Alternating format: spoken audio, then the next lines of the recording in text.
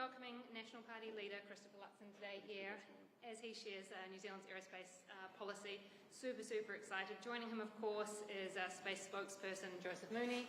Fantastic to have you here, and we're really proud to have Erica Stanford as well. Thank you very much for joining us.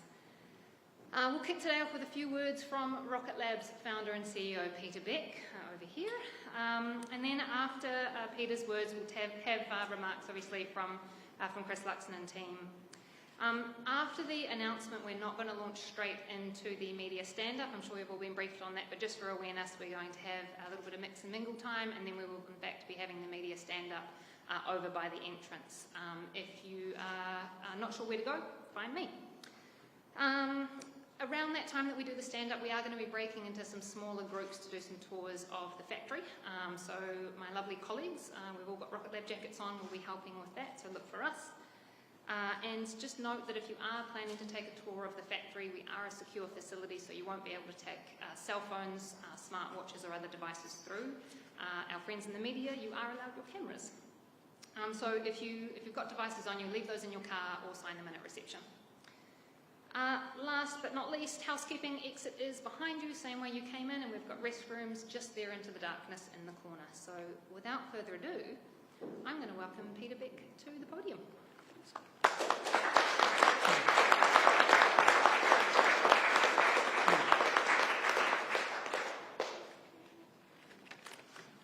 Morgan's got my speech. So yeah, welcome Chris and Joseph and Erica. It's great to have everybody today here in Mission Control. And I think the fact that we're standing in Mission Control in New Zealand is testament to just how far New Zealand's space industry has come in such an incredibly short time frame. When we started Rocket Lab, New Zealand had zero space industry. We had no launch sites, no space agencies, no rockets, no satellites, no apprenticeships, and for a young New Zealander like myself, there was almost no opportunity to go and collaborate with international organisations like NASA and so on. But today, New Zealand's space industry is worth $1.7 billion and growing quickly. It employs over 12,000 people, and we alone have 2,500 suppliers in New Zealand, up and down the country, and yes, some even in Christchurch. We have designed and built our own satellites. I don't think many Kiwis actually know that last year we launched NASA's Artemis mission, which was the first mission to return to the moon. So New Zealand has joined an incredibly small group of nations that have sent something to the moon from Kiwi soil. We launched over 150 satellites from New Zealand soil, and New Zealand has become one of the most active space nations in the world.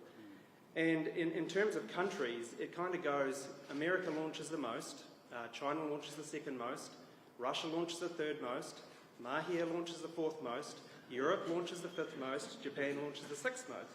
So I think that's a real testament to achievement for the country.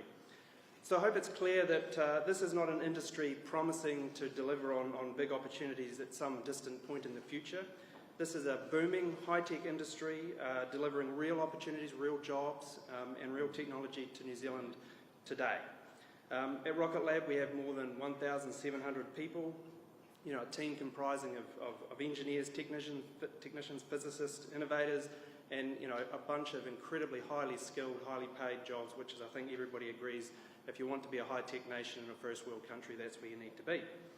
The global space industry is forecast to reach over $1 trillion by 2030, and with the right strategy across government and civil and commercial sector, New Zealand is well positioned to take a decent slice of that pie. But that's enough from me. Chris, this is your show, so over to you. Good to see you, mate. Thank you, mate. Appreciate that. Yes. Good. Well, good afternoon, everyone. Yeah, give them a big round of applause. Well, good afternoon, everyone. It's great to be here, and I often talk about the potential for New Zealand to excel in international areas, and I have to say that Rocket Lab absolutely embodies all of that ambition and aspiration. To my good friend Peter Beck, can I just say thank you, mate, for hosting us here today. And I got to know Peter maybe a decade ago, and I remember talking to him about how I could do flights from Auckland to Argentina while he launched his rockets, and how we make sure there wouldn't be any crossover there. And we had a very productive conversation, as you can well imagine, and I really appreciate, mate, what you've done and gone on to build since that point in time. Great to be here with Joseph Mooney, our space spokesperson, and also Erica Stanford, our fantastic immigration spokesperson and education spokesperson as well. Pete, I have to say what you and your team are doing at Rocket Lab is truly remarkable. New Zealand is probably not the most obvious place to build a space program, yet that is what you have managed to achieve. And I look at the people in this room and your team, I know a few of them, and the things that you've delivered literally to space, and you remind me that anything is possible in this great country of ours. You demonstrate, I think, in the most tangible way that Kiwis can do whatever we choose to if we are clear about the mission, if we roll up our sleeves, if we work incredibly hard, and we have the tenacity and, yes, the capital to battle through the many obstacles that stand between us and bringing our visions to life. Now, what brought me to politics was actually a frustration that although New Zealand is simply the best country on earth and has unlimited potential, we are not realising it. We have everything that we need to be incredibly successful. We have smart, creative, determined people, many of them in this room. We have a country that's well positioned in the Asia-Pacific region, and we have a liberal democracy built on the Westminster system and the rule of law. And those are excellent, if you'll excuse the pun, launching pad for a nation that actually needs to grow its economy and back itself to go out and compete in the world. But if we're completely honest with ourselves, we're actually not realising all the potential that we have, we're actually not solving our big problems, and we're not growing our wealth, delivering better results, or getting things done for enough New Zealanders so that they can get ahead. We have to grow our economy. We must grow our economy. And that means the government and every sector and every business has to hustle, it has to look for opportunities, and it has to seize them. Growing the economy, bringing down the cost of living, and delivering tax relief are central planks of this election campaign for National. And so too is restoring law and order and delivering better health and education. Too many Kiwis are now struggling with the cost of living crisis. And when my colleagues are out there campaigning over and over and over again, it's the cost of living that is Kiwis' biggest concern. We need to grow the economy so that all New Zealanders can get ahead and so that we can afford more of the public services that we deserve and rely upon. I think there are 5 drivers of prosperity that we need to harness and the platform that we need to get in place. So let me just touch briefly on each of them. The first is that we need a world-class education system and world-class skills. And as I said before, I'm a kid whose parents left school at 15, 16. I managed to get a great education and went to university, the first in my family to do so. And that education, I think, got me from a set of circumstances to a better set of circumstances, like so many people.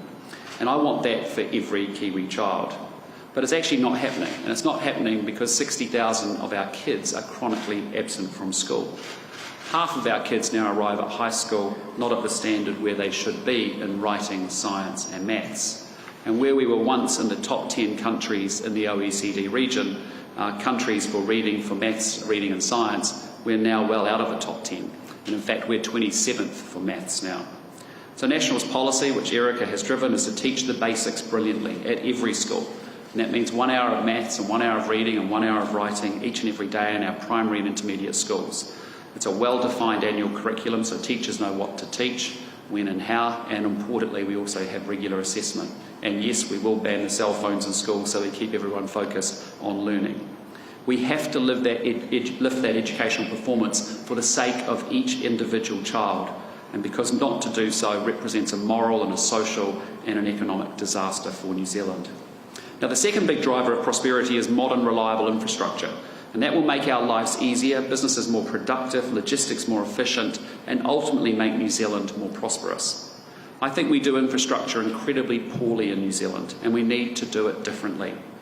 John F. Kennedy took 9 years to send people to the moon, but we talk about building an express busway for over 20 years in this country. And so National needs to make sure that we will build a 30-year infrastructure pipeline to deliver long-term certainty, to enable more effective planning and to reduce project costs. We're going to partner with local government in what we call city and regional deals to get infrastructure built, and we are going to create a national infrastructure agency to coordinate government funding and the development of that infrastructure. And that agency will be responsible for connecting domestic and international investors with New Zealand infrastructure opportunities to improve funding and also procurement and delivery. Now, the third big driver is embracing technology, capital and innovation. And there are huge opportunities to harness technology to improve productivity in New Zealand. That is our number one economic challenge, improving productivity. We need a clear and joined up R&D ecosystem. We need to welcome foreign direct investment into New Zealand. Currently, we are the most restrictive FDI regime in the OECD. We need a lot more globally scaled small and medium enterprises selling great New Zealand products and services all around the world. Fourthly is the predictable and consistent regulatory environment needed for people to have the confidence to go out and invest, to take on risk in new and exciting businesses. And it's growing businesses that actually creates the job opportunities and higher wages that will help people get ahead. And finally, we also need stronger international connections to the world, because New Zealand will only get wealthier by trading with the 8 billion people living in 195 other countries on Earth. And I want a very externally oriented government that is out there in the world hustling for opportunities, whether it's in markets like India, Southeast Asia, Europe or North America. And speaking of opportunities, let me come to aerospace, which is why we're here today. Because I have to say, Pete, your sector is a high skills, high technology, high wage sector that embodies a total commitment to excellence. Your achievements are a credit to yourselves and certainly to this great country. National supports what you do. We want more of it.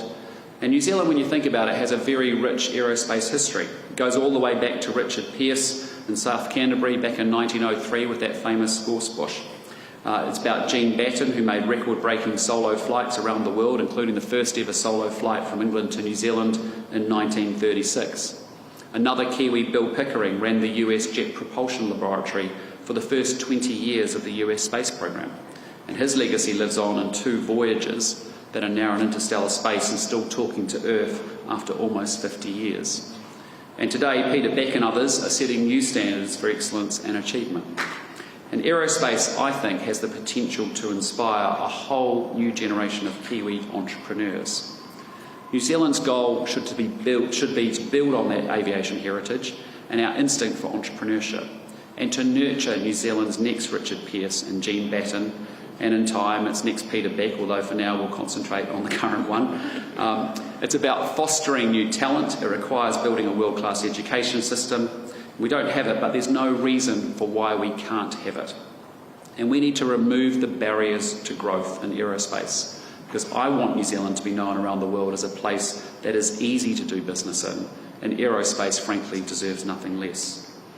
It is shocking that you solve extraordinarily difficult engineering problems every day, yet you are dealing with government departments who can't work out how you can access the specialist skills you need to operate. And you should be working with a public service, frankly, that is as committed to excellence as you are here at Rocket Lab. So with that in mind, let me pass to Joseph to share about the 5 things that we want to do to help accelerate and drive aerospace here in New Zealand. Joseph.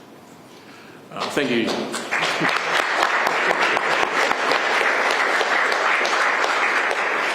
Thank you, Chris. It's great to be here this afternoon with you and Erica, and Pete, thank you very much for hosting us here.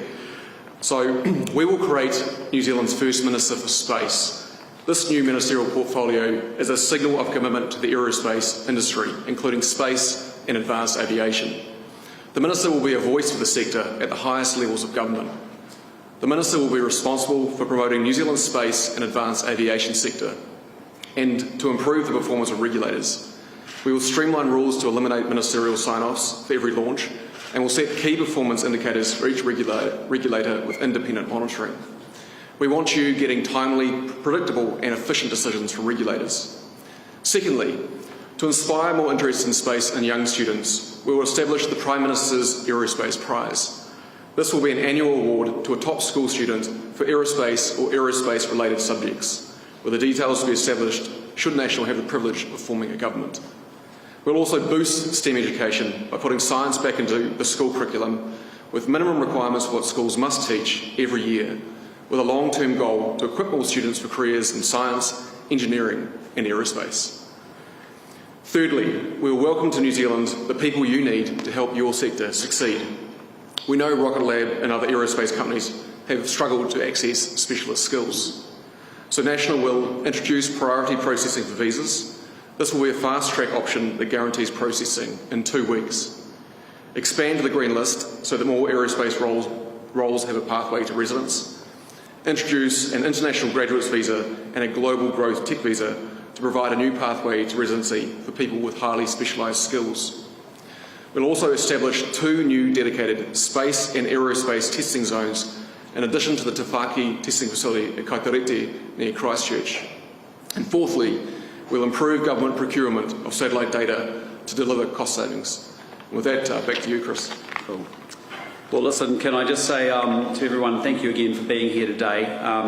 We have a great sector here in aerospace. We should be incredibly proud about it. And we are proud of you, Pete, and everything that you're doing here.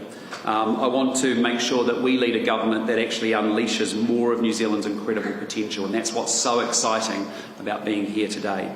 We want to see more of the success of Rocket Lab and other New Zealand aerospace companies repeated ultimately in every sector of our economy. And whatever problems most of us face, they are not nearly as difficult as hurling 300 kilos of high technology into space at Mach 25.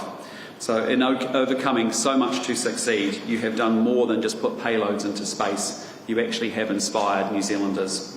And you've inspired not only those of dreaming of working for you and with you, but people in completely different fields who now say to themselves, well, if Rocket Lab can do that, surely I can do this.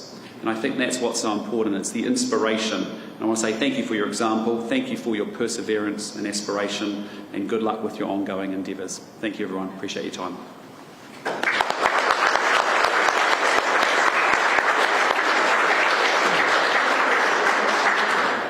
Well, thank you so much, everyone. As mentioned, we are going to have a little bit of time now, break for refreshments. There's some drinks and snacks in the corner. Please take your time. And then we'll have a media stand-up near the reception desk in a few minutes' time, so move your cameras there. For everyone else who wanted to do a tour of the factory, so not media, but our other guests, please meet by the door over there in the corner, and our team will take you through.